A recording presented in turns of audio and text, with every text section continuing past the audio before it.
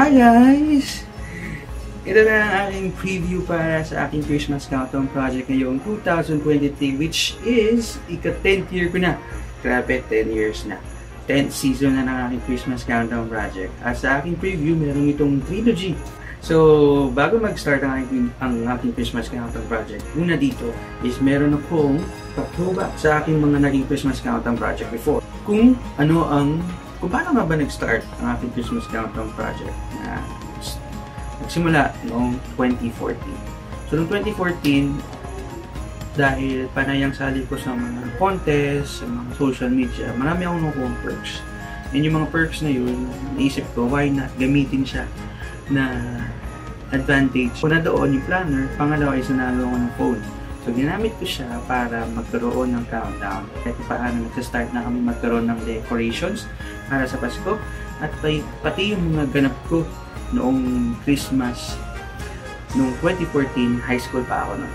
Siyempre, kahit paano ginamit ko yung allowance ko noon, nakapag-ipon ako para mag-decor, para gumalap.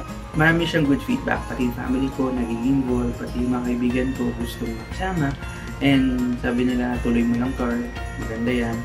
And this was a project na pinost ko sa Instagram kasi yun yung comfort zone ko to post something. And nag-start lang yun sa mga pictures lang yun. And as time goes by, iniwalay ko na siya. Meron ng countdown para lang sa mga decorations namin dito sa bahay. And meron din countdown para sa sarili ko. Tuwing Pasko pa din. And doon sa decorations countdown, 2015 and up, syempre, makikita din yung pag-evolve ng mga decorations sa bahay. Nagkaroon na kami ng Christmas tree at white Christmas tree. Pero hindi naman sa pagyayabang. Pero andun din na highlight kung paano nag-improve yung financial status. At doon din napakita yung art na kung paano din kami nag-a-adapt sa mas magandang decoration sa bahay. Kasi to be honest, maganda yung bahay namin tuwing Pasko dahil sa mga decorations. At yung mga kapatid ko nagiging helpful, tumutulong talaga sila para mag-decor dito sa bahay. And nag-iba lang to nung 2020 pandemic, dito lang din naman sa bahay, decor lang naman. 2021 nag-iba ito kasi nasa Iloilo ako for 2 years. Pati 2022, nagkaroon pa nga ng time na pinasend ko sa kapatid ko yung mga decors dito kasi wala akong may decor doon sa Iloilo kasi maliit lang yung boarding house ko. And wala siya actually numbers, 30, 25, depende sa mood. Pinakakonti yung 2021 and 2022 because nga limited yung decorations ko noon.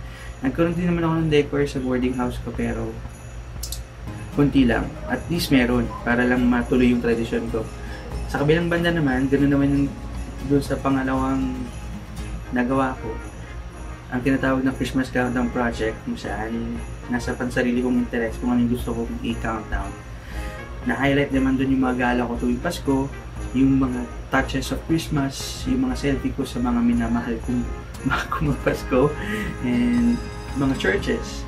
Nag-iba lang to nung 2020, nag-start na ako mag-adapt sa video kasi may mga resources na ako, and then parang napalawak kasi yung season of giving because of what happened to us in the world. So eventually, I adapted the idea na tumulong sa ibang tao gamit yung countdown. And lumawak din to, hindi na lang to sa Instagram, naging YouTube na, TikTok, Facebook, and Twitter, which is X na ngayon. And yun yung pinaka-favorite ko, pinaka-memorable.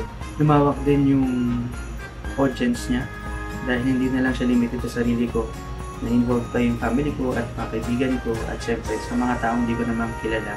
Pero naging part sila ng Christmas Countdown Project. And pinupost ko siya sa YouTube and Facebook not to gain stars and not to gain views and not to gain subscribers, pero talagang to inspire lang everyone. And somehow dun lumalabas din yung comfort zone ko kasi kilala akong tahimik na tao pero ang daldal ko pala sa mga itong mga vlog. Kasi nag-evolve na yung Countdown Project from pictures, naging videos na. Noong 2021 and 2022, mas naging exciting pa kasi nasa Iloilo ako. Inisip ko paano ko i-adapt yun na nasa ibang lugar na ako. Yung decorations nga, nahihirapan na ako paano pa kaya yun. Pero di ako nahihirapan dahil tumulong yung mga kaibigan ko, mga nakilala kong kaibigan sa Iloilo, especially yung team ko. dahil naging supervisor ako doon. At season of giving pa din. Nimigay kami sa mga taong nangangailangan, lalo na pandemic pa rin noon, and sa mga bata, ang hilig-hilig ko talaga tumulong sa mga bata, yung mga simpleng laruan at 20 pesos. At nakakatuwa, na-highlight sila doon. Yung 2021 is, doon ako napag-isip na itawag siya siyang vlog, kasi napopost ko na rin siya sa YouTube. So, iba't ibang topic, meron pa rin naman doong season of giving. 2022, napaisip ako na mag-iba ng landas na mag-interview. Hindi po ka nasa Iloilo ko is may yung mga pwede ko interview is nasa Iloilo lang. Nag-expand naman siya sa dahil nauso yung mga Zoom, Google Meet, and video call. And then, ngayong 10th year, bangan yan kung ano gagawin ko ngayon. And ito lang naman ang masasabi ko sa Christmas Countdown Project ko. Sana magtuloy-tuloy siya kahit nahihirapan ako sa oras. Kasi tumatanda na tayo. Although may resources naman, kasi yun naman talaga ang isa sa highlight para gawin tong proyekto nito is kailangan may resources. It doesn't mean the resources is money, which is really involved kasi I'm giving it it's because wala naman akong nakukuha dito, wala naman siyang sahod, wala naman siyang